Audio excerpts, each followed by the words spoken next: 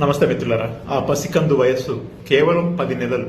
Road accident లో brain dead అయింది. 10 నెలల ఆ పసికందు పేరు అలీన్ షెరీన్ అబ్రహాం.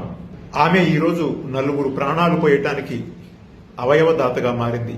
లివర్, కిడ్నీ, గుండె, కార్నియా, వాల్వ్ వీటిని ఆమె దానం చేయటం ద్వారా మరో 4కి ప్రాణదాతగా మారింది. కేరళకు చెందినటువంటి ఈ పాప ఈరోజు దేశవ్యాప్తంగా పెద్ద ఎత్తున ప్రాచుర్యం పొందింది.